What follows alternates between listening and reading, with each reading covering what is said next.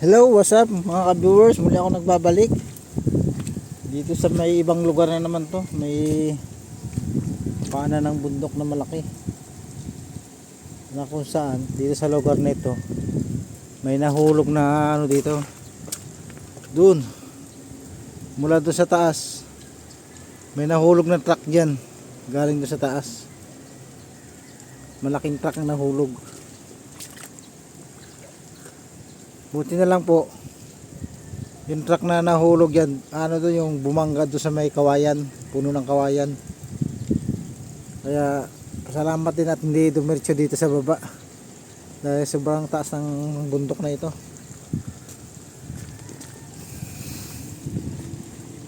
Puto lang natin itong paligid na ito.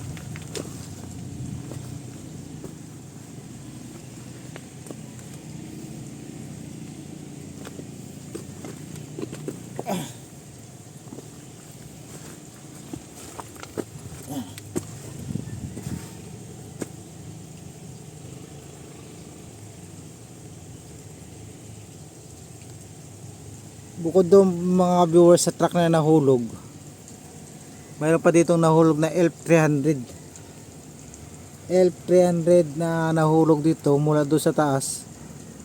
Hindi siya bumangga sa may kawayan, dumiretso dito. Ngayon papakita ko sa inyo yung ELF 300 na nahulog mula doon galing sa taas. Punta dito. Ayan. Ito po yung ELF 300 na nahulog na mula galing doon sa taas na yon mga ka-viewers. Wasak na wasak siya, talagang wasak.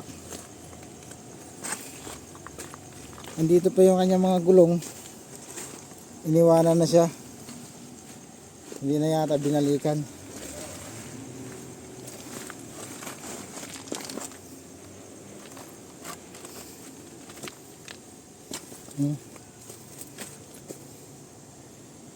Wasak durog na durog talagang yupi-yupi. Andito pa yung mga gulong niya, hindi na talaga kinuha.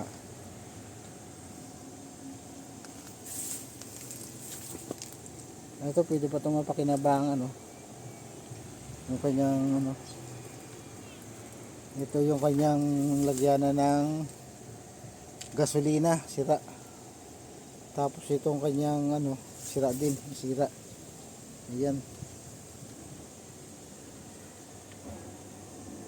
Talagang durog yung kanyang ano to, yung ELF 300 na sasakyan. Nahulog mula galing doon sa taas. Mga viewers.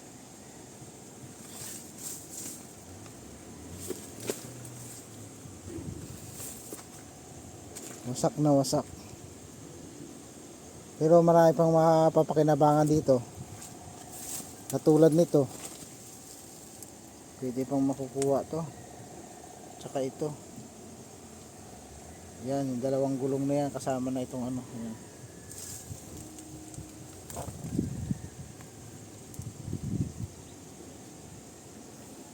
Pwede pa yan. Yan mga ka-viewers.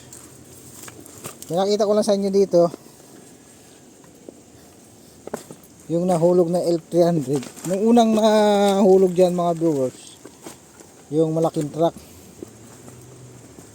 pero nakaligtas naman yung driver, nakatalon.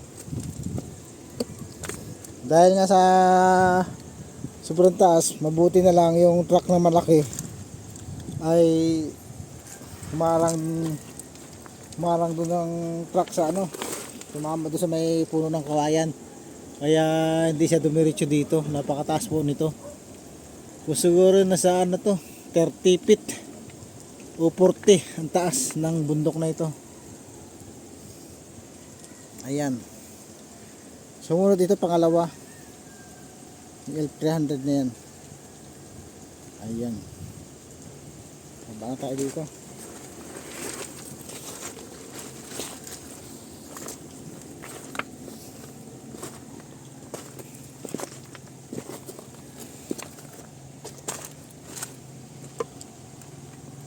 Mapakita ko po sa inyo kung gaano kataas yung bundok na yan. Yan mga viewers. Ganyan po kataas yung bundok na yan. Yan. Nandun sa taas yung kalsada. May kalsada po dyan sa taas. Tapos pabulusok yung daan. Mula doon, kalsada yung may mga poste na yun. Napunta rito. Nawalan daw ng preno. Diretso-diretso dyan. Makikita nyo yung kawayan na yun. Diyan po bumagsak yung isang truck. Ngayon yung elf na yun, siguro ay wala na binangga niyan. Diretso-diretso sa baba. Kaya durog na durog po yan. Yan.